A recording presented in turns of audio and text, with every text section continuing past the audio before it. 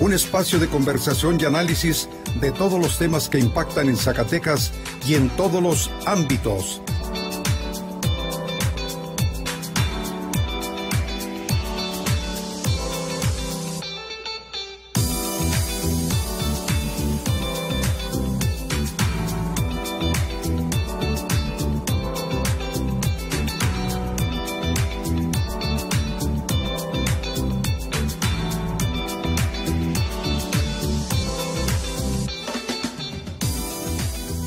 Diálogos con Silvia Montes. Mire, le estoy diciendo a mi invitado que mejor apague su teléfono celular o me haga favor de ponerlo en silencio porque pues es una persona muy solicitada, porque está haciendo tareas partidistas. Yo lo invité también como analista político. Es un hombre con una gran experiencia política, precisamente, con una congruencia en su actuar de toda la vida militando en la izquierda.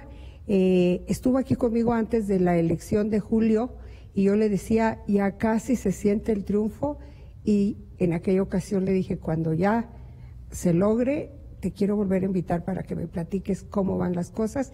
Y aquí está conmigo Luis Medina Lizalde, ex diputado local, ex dirigente del partido Morena. Sí, ¿verdad, Luis?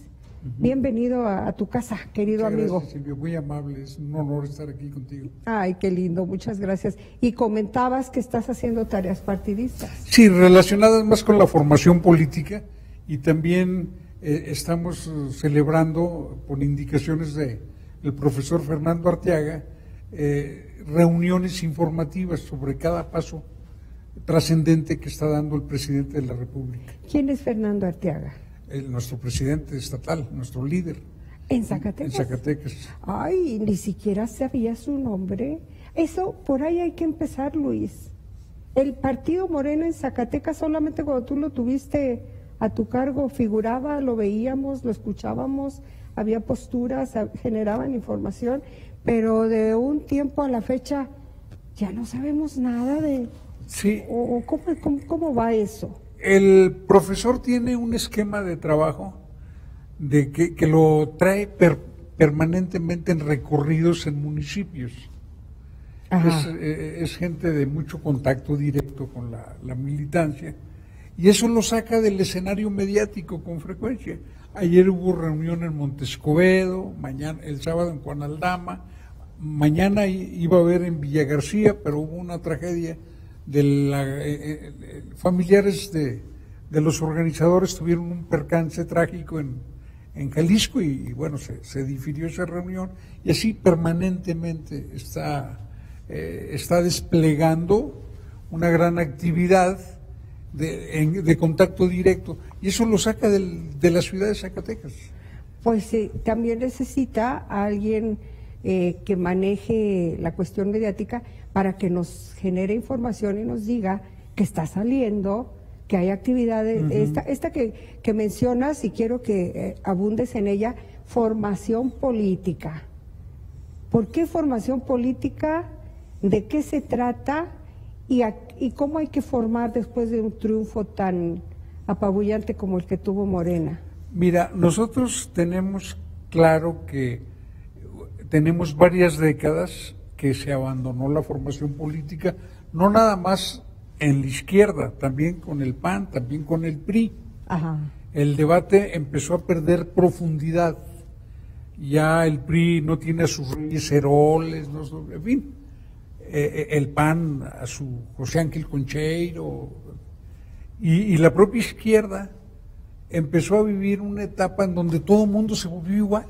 ¿Y la propia izquierda a su quién? A ver, en cada caso mencionaste Reyes Heroles, mencionaste a alguien del PAN, y en el caso de la izquierda, ¿a quién mencionarías? Bueno, tuvimos desde un Eberto Castillo, Martínez Verdugo, Ajá. Una gran cantidad queda alguna gente como Pablo Gómez y todo.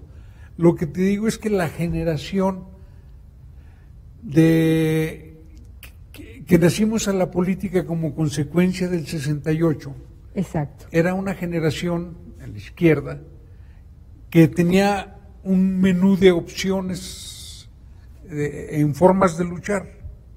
Ajá. Que había desde gente que luchaba por el reconocimiento legal de un partido para participar en elecciones, hasta gente que tomó las armas, que participaba en las guerrillas, en la lucha social, muy variadas formas de participar, que era muy solidaria con las causas internacionales. Y todo muy sustentado en una concepción de las cosas, de una ideología. Todo el mundo estudiaba. Todo el mundo en esa estudiaba. generación los libros eran indispensables. Abarrotábamos las visitas que venían a impartirnos conferencias, los círculos de estudio. Lo formábamos gente que, siendo pobres, éramos estudiantes pobres, juntábamos nuestros libros. Qué bonito. Para ayudarnos. Si iba alguien, entonces los libros no se vendían aquí, se tenían que encargar a México. Y alguien lo iba a comprar, avisaba a los demás para que los demás ya no lo compraran, se compraran otro. ¡Ay, qué cosa tan impresionante! Pero siempre con mucha cercanía con el estudio, con la lectura, con el esfuerzo por entender la realidad que buscaba transformar. Eso le dio una gran calidad a la izquierda y a la derecha también. Claro. Y el propio PRI. El propio PRI. Yo creo que la etapa de más calidad en el debate se dio al principio de los años 80, cuando se inició la presencia de la izquierda en la Cámara de Diputados, en donde a nosotros nos representó gente de la talla de Arnoldo Martínez Verdugo, de Arnaldo Córdoba, o sea, todos muy destacados estudiosos de la realidad mexicana, pero sus adversarios del PRI eran sólidos oradores, ¿no? Informados, cultos, y el PAN también. O sea, los partidos tenían gente muy equipada, y entonces había mucha atención de los propios partidos al desarrollo político de sus propias bases. ¿Y se pierde, Luis Medina? Se perdió totalmente. ¿Por qué y cuándo? Yo creo que la degeneración empezó en los años 90. No hace mucho. Y tuvo un empujón. Ajá. Cuando le llegó el dinero a los partidos. El dinero significó la oportunidad de pagar por lo que uno antes hacía. ¿Y eso fue malo? Uno redactaba volantes, lo repartía, todo. Y uno terminó produciendo políticos, algunos de los cuales hasta charlatanes se volvieron, con dinero para pagarle a un estudiante brillante que le haga artículos que van a ser publicados con el nombre del político, hasta libros, ¿verdad?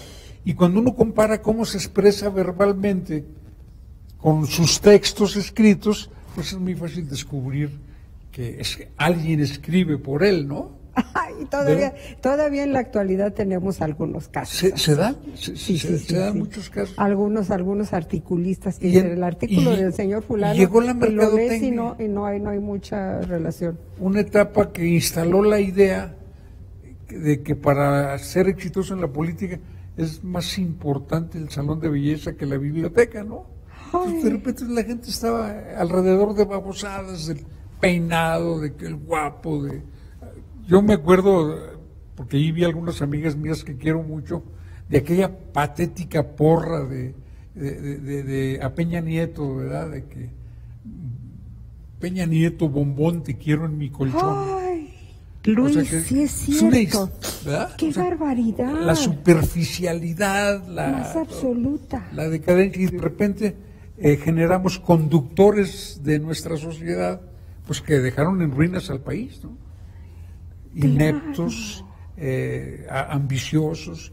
La falta de formación política es la ausencia de valores. Sin formación no hay valores. Y no me refiero a lo académico, a los grados formales. Antes la gente que luchaba podía tener 2, 3 años de primaria y tener una gran formación política y tener valores. Por supuesto. Y En la medida que se descuidó la formación política, se renunció a los valores. Y eso es una tragedia nacional. ¿Y cómo cómo lograr un cambio en un plazo razonable? Porque para transformar todo eso se necesitan muchos años. Yo creo que se está gestando un cambio, ¿no? Creo que el mexicano cada vez está tomando distancia de quienes lo manipulaban. Por ejemplo, ¿quiénes lo manipulaban? Mira, ¿los medios? Por la vía de los mismos medios eran manipulados. Pero el poder mediático al servicio del sistema llegó a tener tal control sobre la opinión que yo recuerdo a Monsiváis diciendo en los años 80 que lo que no salía en 24 horas no existía. En 24 horas, por si usted es muy joven, le cuento que 24 horas era un noticiero que llenaba los hogares de todo el país con un periodista muy, muy culto, pero muy al servicio del sistema, que era Jacobo Zabludovsky. Así es. Lo que no veías en 24 horas no existía, es cierto. ¿Y te imaginas cuántas cosas pasaban y que no se decían en 24 horas? Que no pasaban por los medios, Exacto. Pero era una realidad que sí existía. Y ahora, ¿qué sucede? Cuando tenemos un presidente que toma una medida que está ocasionándole sacrificios a la población y las encuestadoras registran que en lugar de perder popularidad lo está ganando, pues estamos hablando de una sociedad que ya cambió. Oye, los líderes de opinión más reconocidos en este país no encuentran todavía dónde acomodarse, cómo reaccionar ante la realidad que los rebasa, porque ellos quisieran que esas encuestas fueran distintas. Ellos opinan que lo que está sucediendo está muy mal hecho y sin embargo la gente los rebasa a ellos mismos. Y hay autonomía de criterio de la población respecto a los opinantes mediáticos. Están en crisis. Y además yo veo, por ejemplo, muy exaltado a López Dóriga, enojadísimo, a Loret de Mola, a Ciro Gómez Leiva. Bueno, Ciro desde antes. Sí, él es muy corajudo de por sí, pero los veo muy desesperados. Raimundo Rivapalacio, Krause, todos están desencanchadísimos. Sí, porque entre más hablan, más le ayudan a Andrés.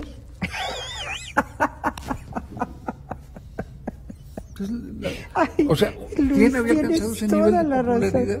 Entre más hablan, más le ayudan a Andrés. Ahora, es muy pronto, está cumpliendo casi 2 meses de haber asumido la presidencia de la República y parece que tiene una vida, ¿te das cuenta?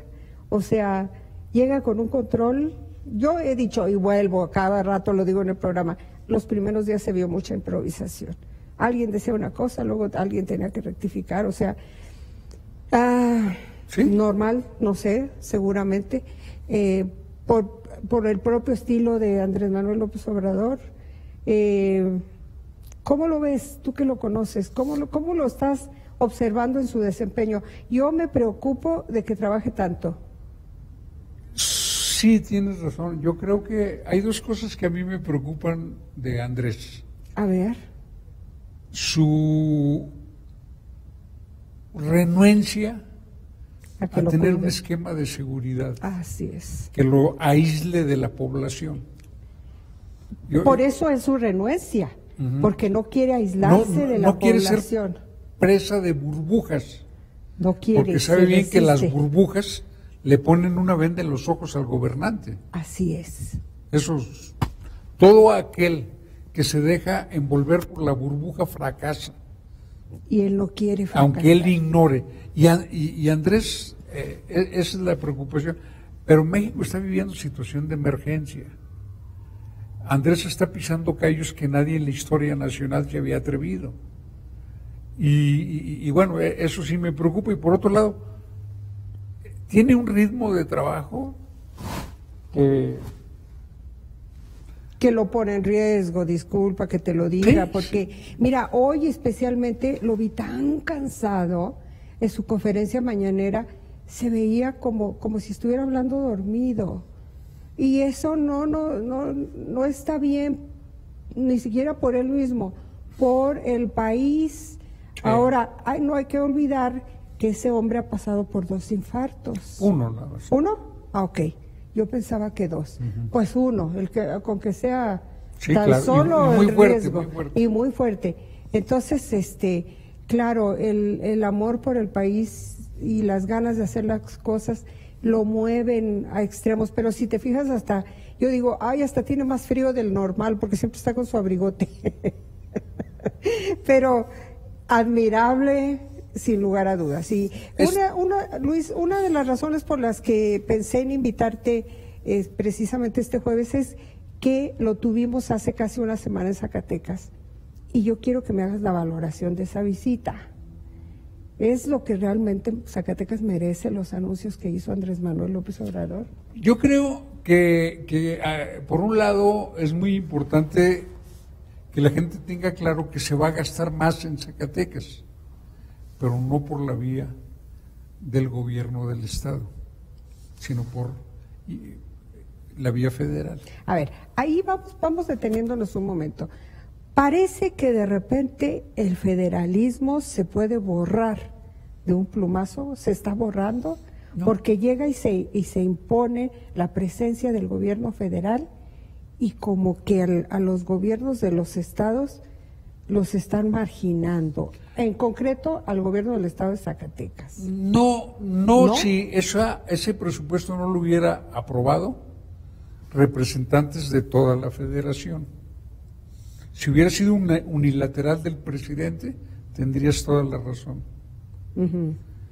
Pero este presupuesto es el primero que no aumenta deuda y que no aumenta impuestos, en donde el primer sacrificado es el propio gobierno federal. ¿Por qué? Explícanos. Porque por los recortes al gobierno federal, empezando por la oficina del presidente, empezando por el sueldo del presidente, se han disminuido drásticamente. ¿Por qué? Porque estamos entrando a una etapa en donde se va a empujar la eficiencia y la honestidad. Y eso necesariamente pasa por un recorte en los ingresos de quien está al frente del gobierno federal en sus diferentes áreas. Mira, yo te quiero recordar que el presupuesto ha sido muy elogiado por las agencias calificadoras, por el Fondo Monetario Internacional, por el Banco Mundial. ¿Sí? Pues todas las opiniones han sido positivas, inclusive se invoca como una razón de recuperación de confianza. Incluso porque están previendo los datos de la macroeconomía. Los datos del dólar y toda esta cosa es una reacción en positivo. Oye, ¿desde cuántos? Fíjate, la paridad del peso con el dólar, la inflación. Ajá. O sea, yo creo que estamos ante una visión en donde hay muchas cosas inservibles. O sea, CONACYT se queja de la disminución de un presupuesto cuando le dio 50,000 millones de pesos en 6 años al sector privado, no a la investigación científica. ¿CONACYT lo hizo? CONACYT. Cuando tú ves las cifras, descubres que tenían más del dinero que necesitaban para hacer lo que hacen. ¿Qué hacen? Se supone que es el organismo de la investigación y sacrificó mucho a los investigadores. Eso es nada más un ejemplo. Por eso de repente cuando llega y hace esos recortes, uno no se los explica, pero esa es la razón. Es una enorme, o sea, tenían presupuestos inflados, una gran cantidad. Ve aquí el 3x1. ¿No se convirtió en un pozo de corrupción, sí o no? Y desde hace mucho tiempo. Carajo. Desde hace mucho tiempo, y se sabía, y se comentaba, y se criticaba, pero se ocultaba. Y se seguían haciendo las cosas. Entonces le da el recortón por eso. Y eso pasa también con la universidad. Sí. ¿Qué piensas de eso? Tú eres un universitario. Yo soy un universitario en donde personalmente he estado señalando, tomen las medidas a tiempo. Después de la estafa maestra, ¿cómo es posible que la universidad no haya generado un programa anticorrupción, ¿Cómo es posible? ¿verdad? Y no haya denunciado penalmente.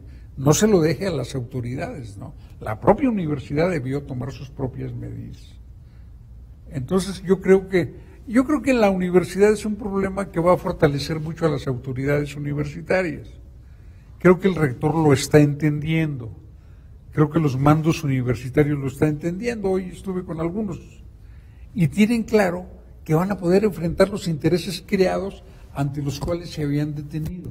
Porque no podían con ellos, tal vez. Porque no podían con ellos por miedo a, en fin, ahora no tienen otro remedio, pero tienen el gran respaldo del gobierno federal. Esa es una gran ventaja. O sea, lo que estás diciendo parece una contradicción, porque si les dicen va a haber menos recursos y las cuentas claras del chocolate espeso, dices tú, ay caray, esto es una agresión a la universidad, y dices tú, no, es un respaldo para Eso es lo que la universidad siempre debe dar. Y lo están entendiendo quienes deben entender. El rector yo creo que lo está entendiendo, el secretario general, hoy hablé con él, he hablado con esos rectores. Es que si tú hablas, es lo mismo que el gobernador Tello, ¿eh? Si tú hablas con el gobernador, él tiene bien clara la película de quiénes son corruptos en su gobierno. Sí, ¿verdad? De qué gastos no quisiera hacer. ¿Sí? Pero no se mete con esos intereses. Reniega en privado. Ay, Dios. Ahora tiene que entrarle al toro por los cuernos. Ahora tiene todas las condiciones políticas para decirle al Poder Judicial, ¿saben qué? Cancelen su seguro de gastos mayores.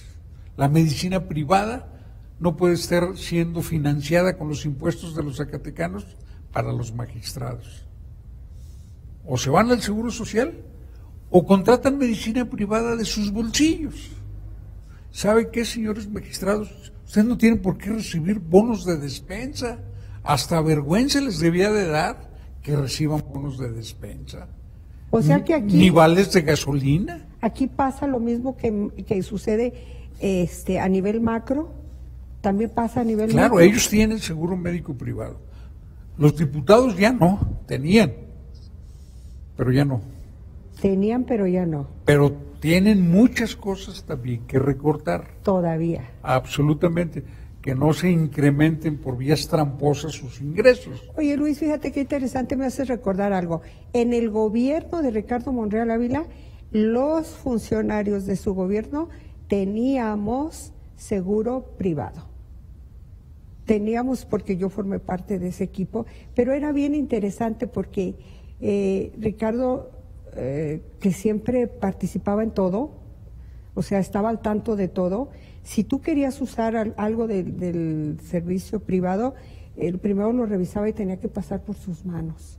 O sea, había, yo creo, una relación muy cercana con quien otorgaba los servicios.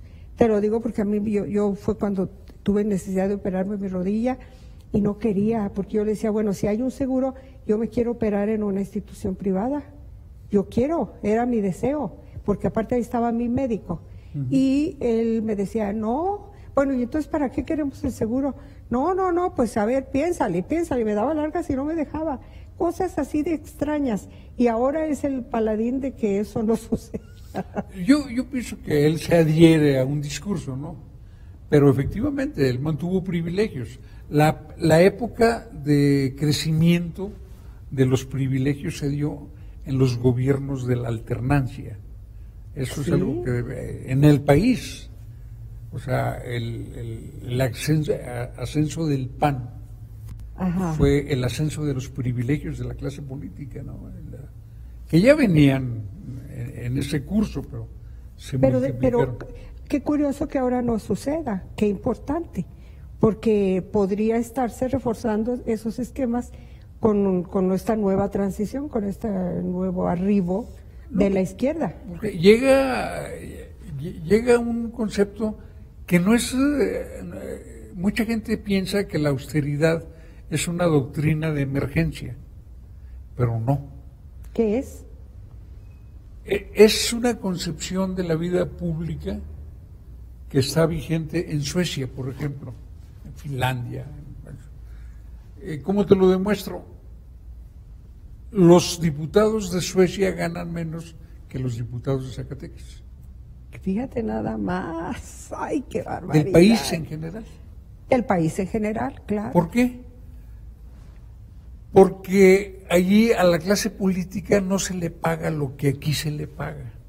Hay un video que circula mucho que retrata cómo los diputados del interior del país en Suecia viven en una especie de casa de estudiante, muy decorosa.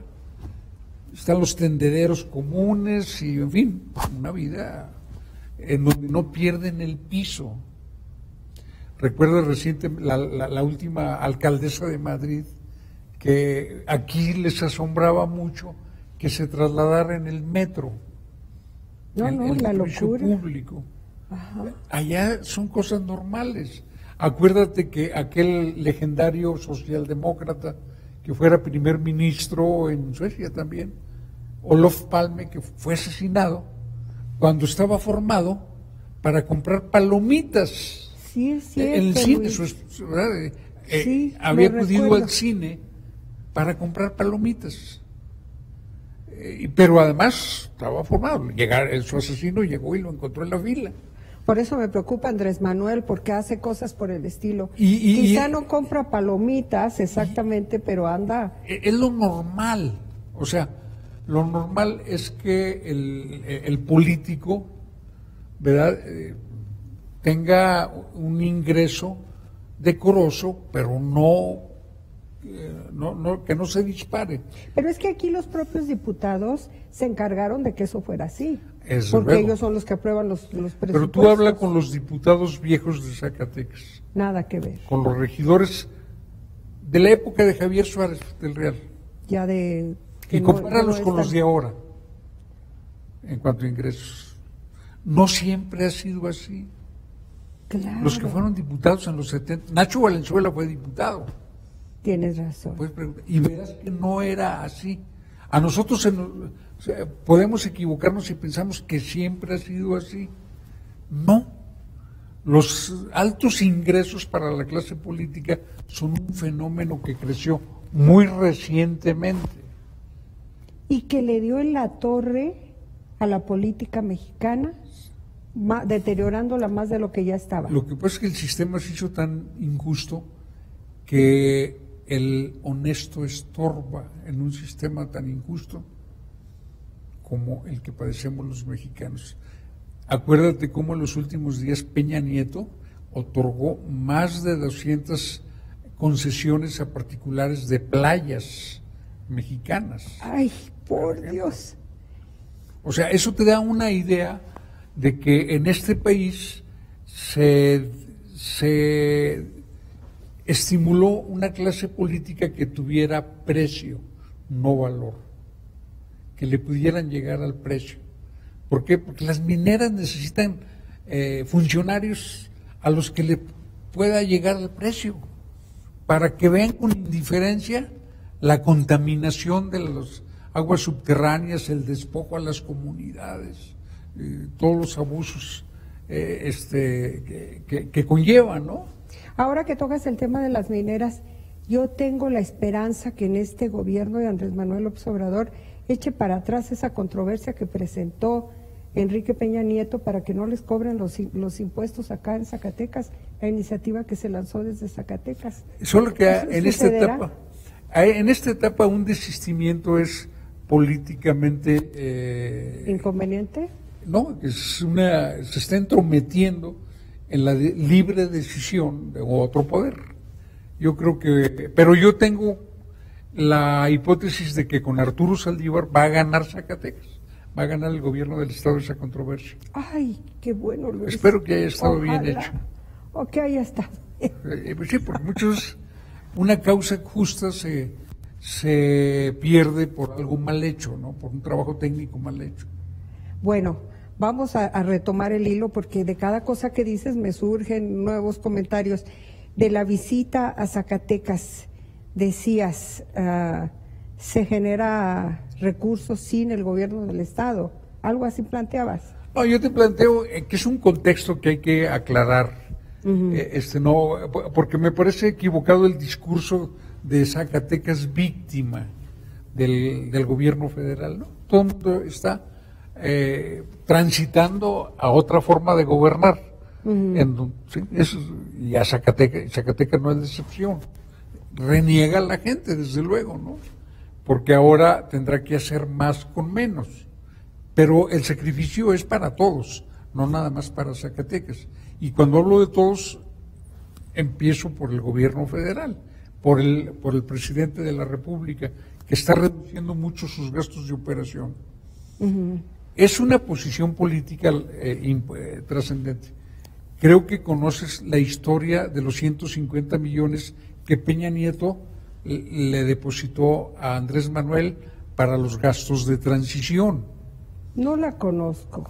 Deposita 150 y devuelve 152 Andrés Manuel, porque los depositó, generaron intereses y ejerció exactamente 368,000 pesos.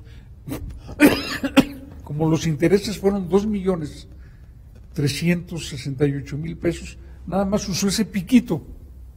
Ay, qué hermoso. Y regresó 152 millones. Es un mensaje político. Muy fuerte. Muy claro, ¿verdad? De que aquí las cosas se hacen con mucho despilfarro de recursos. Todo se hace con muchos despilfarro de recursos. Todo a esos niveles. Sí.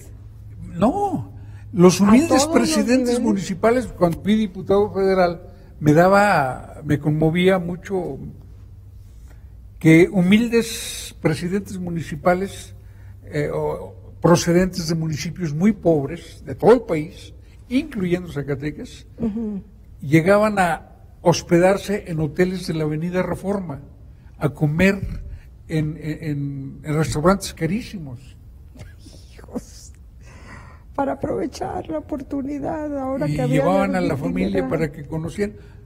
Ve al Garufa y verás cuántos exdiputados son sus clientes. ¿Ninguno? Los clientes son los diputados. En funciones. La gente que sale del presupuesto sale del Garufa. Oye, qué interesante, porque yo nunca he entrado al Garufa. No, pero sí te entiendo. Ese tipo de restaurantes lujosos. Sí. ¿Por qué? Porque la clase política, ¿para qué quiere viáticos alguien cuya actividad se desempeña en Zacatecas? O sea, hay muchas y sin razones, muchos absurdos. Y se están empezando a acabar. Sí, aquí les ha faltado agallas, en mi opinión. Híjole, les ha faltado agallas. Con todo y que tenemos un gobernador honesto. Pero es honesto pasivo. Es honesto pasivo. Ah, qué interesante. O sea, no sé. ¿Cómo sería el modelo correcto de un honesto activo? Un honesto un gobernador honesto tiene que responder por darnos un gobierno honesto, no un gobernador honesto. No es lo mismo tener un gobernador honesto que tener un gobierno honesto. Wow. Es distinto. Si yo soy muy honesto, pero me hago disimulado, que no me doy cuenta que los diputados acá, que los magistrados allá, que mis funcionarios más largos se las ingenian para estar abusando del presupuesto, que los presidentes municipales, por no meterme en problemas, por llevármela bien con ellos, estoy haciendo de la corrupción una estrategia para mantener la estabilidad política, para darme tranquilidad a mí mismo. No, nosotros necesitamos, creo yo, gente que esté dispuesta a enfrentar problemas. Y a cambiar las cosas de verdad. De otra manera no se cambian. Ahora, Andrés Manuel empieza con cambios muy radicales, muy importantes. ¿Qué esperar de eso? O sea, él sostenía siempre, la corrupción se va a terminar porque yo no voy a ser corrupto y entonces los que me rodean tampoco. En el fondo tenía razón. Sí, porque de alguna manera, si ves al jefe medio sinvergüenzón, el chofer se vuelve sinvergüenza, no nada más el funcionario. ¿Verdad? eso es algo, pero no es suficiente, ¿eh? Tiene que modificarse el sistema para que es imposible, en ninguna realidad del mundo se logrará que todo mundo sea honesto, que no haya corruptos. No, y menos en este país tan creativo para pero eso. Lo importante es que el que la haga, la pague.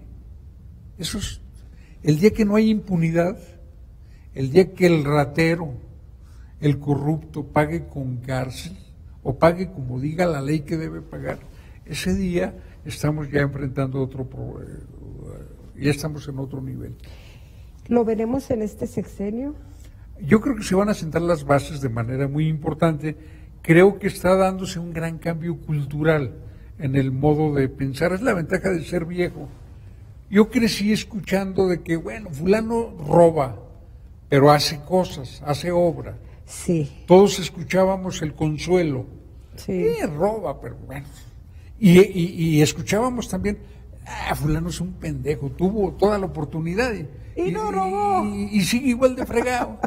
No puede ser. El honesto no era honesto, no era valorado como un hombre honesto, pero era un tarugo. Como un tonto. Exactamente. Sí. Esa es nuestra cultura. Esa cultura, pero las culturas también son dinámicas, ¿no? También están en movimiento. Nos fuimos a tal grado de descomposición que el mexicano ya se asustó y ahora quiere honestidad.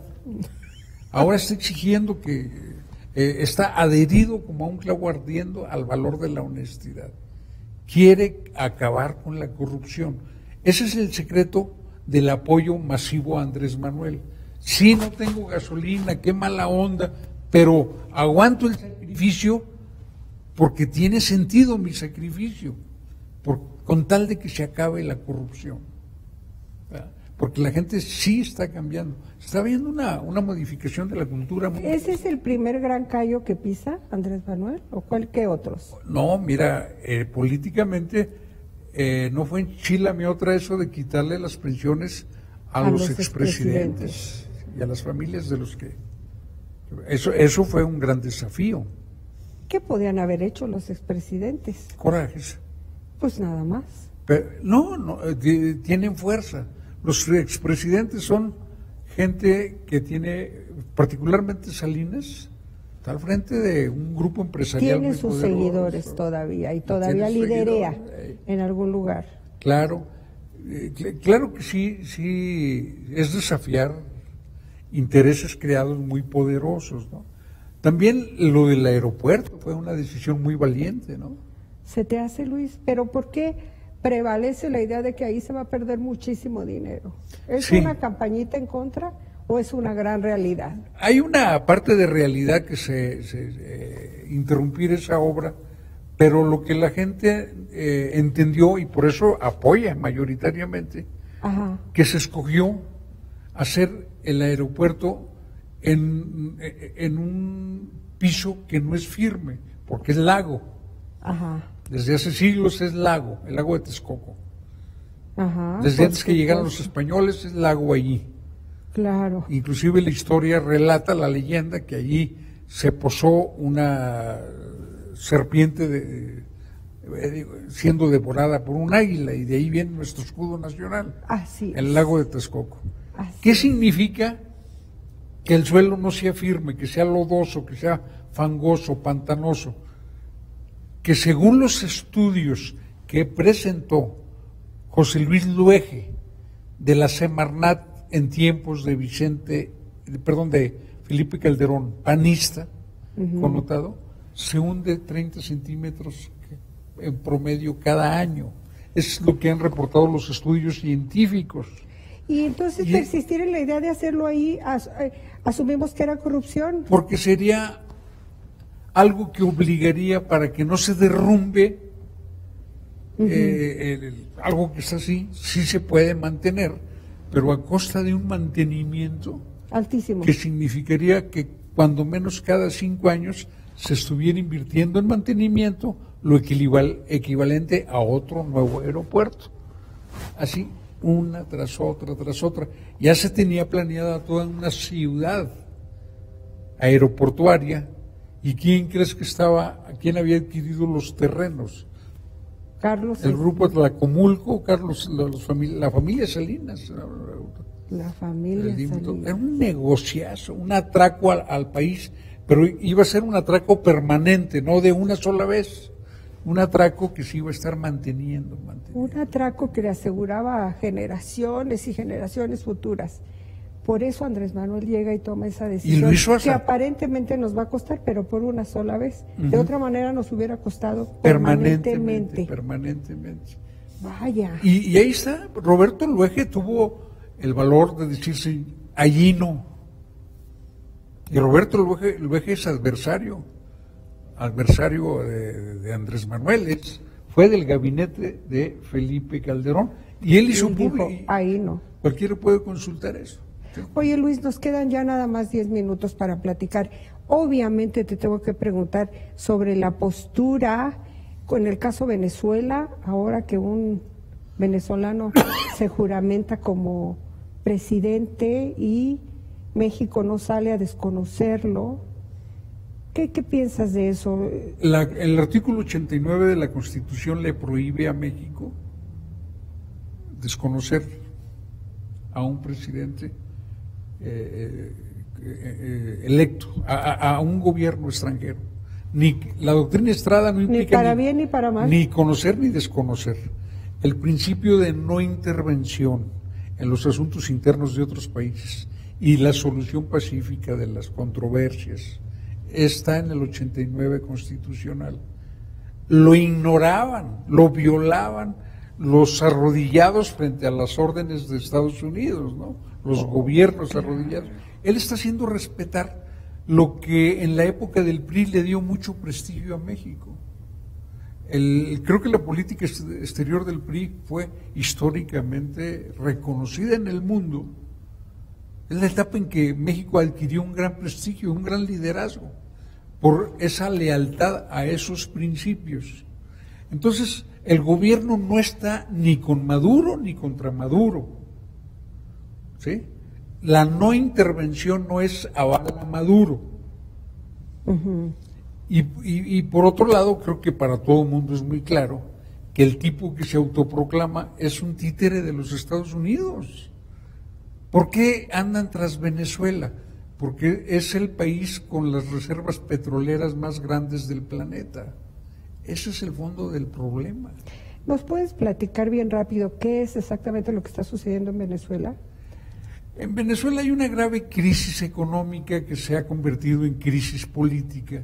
La crisis derivada de varios factores. Uno, la caída de los precios del petróleo en un país que todavía tenía una economía altamente petrolizada, que es además víctima de un boicot económico similar al de Cuba. Es decir, que los Estados Unidos le cancelan comercio con Venezuela junto con los países satélites, junto con la muerte del verdaderamente líder de ese pueblo, ¿no? Hugo Chávez, que era el que concentraba el consenso y que era un estratega. A eso se agrava la debilidad de pierde aliados como Argentina, como Brasil, como Ecuador, que eran países aliados con el proyecto de Venezuela, que en las elecciones cambian de rumbo y sobrevive en una gestión económica muy adversa, muy difícil. Pero Venezuela ha realizado las elecciones más vigiladas del mundo, a la cabeza cuya vigilancia ha estado presidida por el expresidente de los Estados Unidos, Jimmy Carter. La ONU ha estado en cada uno de los procesos electorales y es una mayoría de venezolanos la que sí ha votado por eso. ¿Estás diciendo que es legítimo y legal el gobierno de Maduro? Es legítimo y es legal, aunque te voy a decir que yo no simpatizo con él. No lo veo que esté inclusive siendo congruente con la propia doctrina de Chávez. Hay mucha violación a los derechos humanos, ¿no, Luis? No, aquí... ¿Aquí tenemos más? No, es que no es cierto. ¿No es cierto? No es cierto. O sea, no se te olvide que sobre Venezuela hay información de un solo lado. ¿Sí? O sea, el monopolio de la noticia está en los Estados Unidos. Ujú. Todo lo que nosotros sabemos de Venezuela lo sabemos de un solo lado. No conocemos los dos polos, ¿no? Ujú. La otra parte de la información no nos llega. ¿Sí? Entonces aquí hay campañas sistemáticas de la derecha latinoamericana, que es una derecha golpista, es una derecha fascista, es una derecha que engendra fenómenos como Bolsonaro, como el presidente de Filipinas, brutalmente dictatoriales, violadores de derechos humanos como Macri, el de Argentina, pero ahí todo callado, todo callado, todo callado. Wow. Tremendo. El venezolano estaría levantado, está organizado para pelear. O sea, ¿por qué apelan siempre al exterior la derecha venezolana? Porque no están fuertes. Lo fuerte que necesitan es estar en el interior. ¿Sí? Nosotros nos la hemos pasado luchando contra el gobierno del PRI toda una vida, pero no le estábamos pidiendo a los otros estados que vinieran aquí a resolvernos nuestros problemas. Nunca. ¿Eh? Nunca lo hicieron. Así es, porque cuando un pueblo lucha, lucha dentro. Ahora, la derecha es muy hipócrita. Yo no he visto una sola manifestación de mexicanos partidarios de que caiga Maduro, que haya organizado a los mexicanos. Yo soy partidario de los palestinos, organizo apoyo a los palestinos. Ujú. Y mi gobierno tiene que respetar mi derecho a estar en contra de Maduro o a favor. Ujú. Pero el gobierno es un gobierno, representa a todo un pueblo. Y no- fíjate cómo fue una de las banderas del PRI y de la derecha para descalificar a Andrés Manuel. Pero les va a salir otra vez el tiro por la culata. Venía para acá cuando escuchaba que la mayor parte de los mexicanos quieren que su gobierno no se ande metiendo en asuntos que no son de México. De acuerdo con el líder. ¿Eh? De acuerdo con el líder, Andrés Manuel. Otra vez. Oye, qué gran líder, ¿verdad? Sí. Mis respetos para ese hombre cada vez más. Yo creo que va ganando adeptos día con Sí, día. es muy día grato. con Fíjate, día. tengo un amigo que estudiamos juntos. Fue muy grato decir, reconozco que me equivoqué. Ay, qué bonito Sí, sentiste. debí haber votado por López Obrador, la verdad. Y, o sea, mucha gente está descubriendo otra cosa. Y claro, hay que transformar, y ahí viene la transformación, ¿eh? Los anuncios del nuevo sistema mediático, Eso está con interesantísimo. San Juana en Notimex, con Genaro Villamil, ¿verdad? Sí. En los medios públicos, con Jesús Ramírez Cuevas, o sea, Pura gente brillante. viene una mentalidad distinta, viene una renovación. Rodolfo González, ¿lo conoces también a Rodolfo? Así es. Es una gente brillante. Aleida Callejas, o sea, Híjole, es otro mundo. Qué bien. Bueno, como ya casi nos vamos, no te puedo dejar ir tampoco sin el comentario sobre lo que está pasando en Zacatecas en cuanto a la relación entre la superdelegación, que yo no le veo súper por ninguna parte, superdelegación y el gobierno del estado de Zacatecas. ¿Tienen necesariamente que estar tan divorciados? O sea, hay una delegada designada, Verónica Díaz, que ni siquiera le informa al gobernador del estado que va a venir el presidente. La indicación que tiene esta delegada y la de todos los estados es la de construir relaciones de armonía con los gobiernos de los estados. Si ella está causando tensiones es porque no está cumpliendo con esa indicación que recibió. Yo pensaba que la indicación había sido otra, como No. decir, ignoren a los gobernadores. No. ¿Verdad que no? Claro Porque que viene no. Andrés Manuel, se presenta ante los zacatecanos y tiene un trato, se le nota hasta en la forma como saluda al gobernador, con una cordialidad, una sonrisa, se miran a los ojos, caramba. Hace unos días yo me tocó estar allá cuando Andrés Manuel convocó a diputados y senadores, en donde les dijo, ahí está la diputada Mirna Maldonado que estaba presente y muchos otros, les recriminó, que no acarreen problemas, no les sirven, no abuchen a los gobernadores. Ay. Dice, a mí me hacen pasar pena ajena. Estoy siendo recibido. O sea, le dice a los organizadores, a los líderes políticos, evidentemente que Andrés tiene muy claro lo que es ser un hombre de Estado. Un hombre de Estado no es un hombre que se deja condicionar por el partido de donde procede. Él gobierna para todos, ¿no? Esa es la línea de Andrés Manuel. La conozco de manera directa. Sé muy bien que la indicación para todo mundo es construir relaciones de armonía con los gobiernos, sea cual sea el gobierno.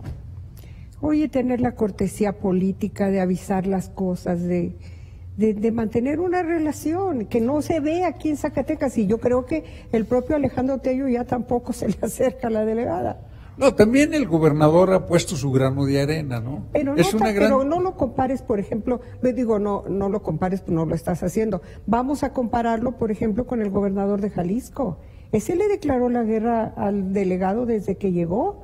Y Alejandro Tello no. Alejandro, no. Yo lo tuve en una entrevista, le pregunté sobre ese tema y me dijo, estamos en la mejor disposición de colaborar, de hacer equipo.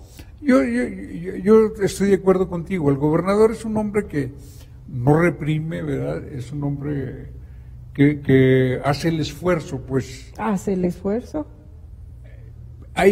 Pero ha cometido errores también él en lo personal. Él no puede declarar que es fallida la estrategia contra el huachicoleo. No es un ciudadano cualquiera. No supe que lo declaró, disculpa. Es un gobernador. Debe ¿sí? ser más cuidadoso Debe ser de cuidadoso las cosas con que lo está dice, diciendo. ¿no? Y, en fin, también... Bueno, está siguiéndole el ejemplo al presidente de la República, que es muy franco. Sí, nada más que hay una cuestión muy importante. El juicio lo está haciendo sobre una estrategia que apenas se está aplicando. Nosotros, dentro de algunos 5 o 6 meses, vamos a poder empezar a decidir si fue correcta o equivocada la estrategia, no cuando se está poniendo en práctica. Híjole, bueno. Pero además el gobernador representa a una ciudadanía que estoy seguro mayoritariamente respalda la estrategia del presidente. Sí, yo también lo creo. ¿Verdad? Sí. Y en ese sentido creo que sí se equivoca, ¿no? En eso. También hay errores, y cuenta mucho que se está en la curva de aprendizaje, ¿no? También. Eso para todos. Hay que reconocerlo con mucha decencia. Sí, tienes razón, Luis. Estamos en la curva de aprendizaje, hay que ser humildes y hay que reconocer cuando uno comete el error, se libera de esa carga diciendo, cometí este error. Cuando vino Andrés Manuel dijo, a los inteligentes el poder los hace olvidadizos y a los tontos los vuelve locos. Y yo dije, pues aquí hay mucho loco, porque si ya tienen el poder, ¿para qué la rechifla? Mira, allí influyó un detallazo. No necesita, yo lo escribí, no necesitamos ser psicólogo de masas para saber si que llevas tú a un grupo de gente con camisa roja del PRI a gritar Tello, Tello, en un acto que es de López Obrador. ¿Eso pasó? ¿Eso pasó? No, pues entonces está mal. Vas a decir que desinformada está Silvia, pero yo no supe que eso pasó. Sí. Sí, no, por supuesto que lo hubiera comentado. Eso fue lo que detonó reacción, era normal. ¡Qué tontería! Esos son los granos de arena. Sí, por eso hubo... Pero bueno, aquí lo importante es que estemos de acuerdo en la necesidad de construir relaciones de armonía entre el gobierno del Estado y el gobierno federal. Es lo más conveniente. Es muy conveniente, hay que apostarle a eso. Y estamos convencidos de que eso debe darse. Desde Morena estamos absolutamente convencidos que las relaciones deben ser de comunicación, de armonía, de colaboración. No están los tiempos como para cada quien ande por su lado.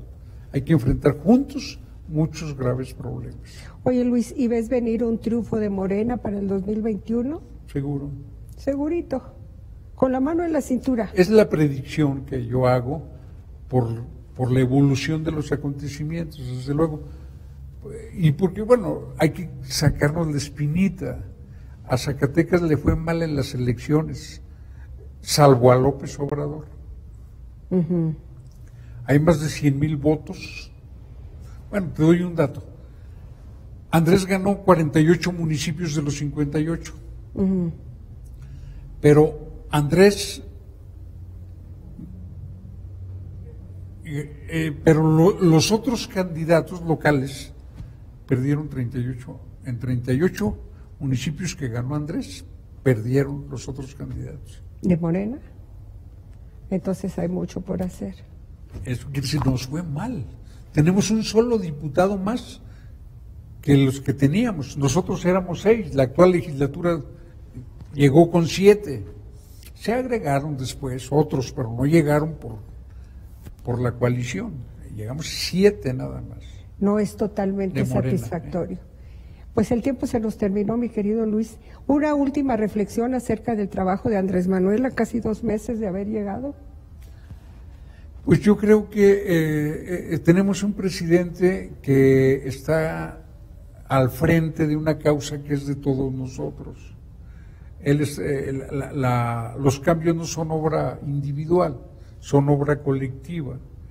El rol del dirigente es muy importante, pero es insuficiente. Creo que todos los mexicanos debemos respaldar, y respaldar críticamente, ¿no? Andrés no es perfecto, y Andrés también tiene en sus filas gente que llegó para ver qué saca también. No todos son gente que tenga su idealismo, su compromiso, su honestidad, y creo que es el pueblo consciente, bien informado, crítico, el que debe respaldarlo. La crítica es una forma de respaldarlo, ¿sí? Uh-huh. La adulación es una manera de perderlo, de afectarlo. Muy la crítica. Eso que acabas de decir es muy, muy revelador, muy importante, y además me consta que tú estás siendo muy objetivo ahora que está Andrés Manuel en la presidencia, porque igual nos mandas a nuestro WhatsApp artículos que lo critican, que artículos que hablan muy bien de él, y eso, mi querido Luis, se te agradece y se te reconoce, porque no se trata de adularlo efectivamente, de respaldarlo críticamente, y que no haya muchos zacatecanos, espero yo, en esos que se metieron al movimiento para ver qué sacan. Lamentablemente es inevitable, pero digo, ni siquiera tienen pudor para exhibirse, ¿no? En su gran oportunismo, gente que estuvo siempre con una conducta muy ofensiva contra Morena, contra Andrés Manuel, dieron un giro de 180 grados, y hay mucha gente que se indigna por eso, ¿no? Pero yo digo, a mí me dan pena. Yo espero que nunca un hijo mío o una hija mía de esos espectáculos. Yo creo que no, porque tienen un gran ejemplo en su papá. Muchas gracias, querido amigo. Yo creo que sí, porque es vivir la política sin honor.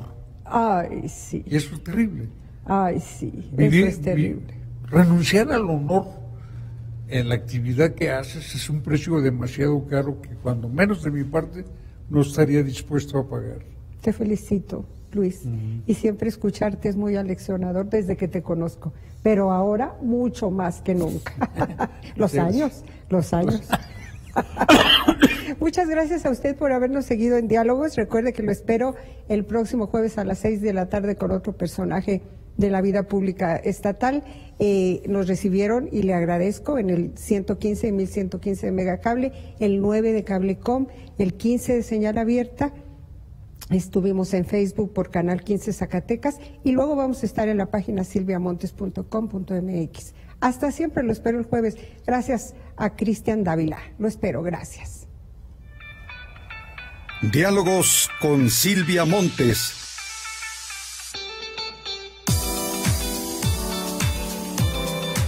un espacio de conversación y análisis de todos los temas que impactan en Zacatecas y en todos los ámbitos.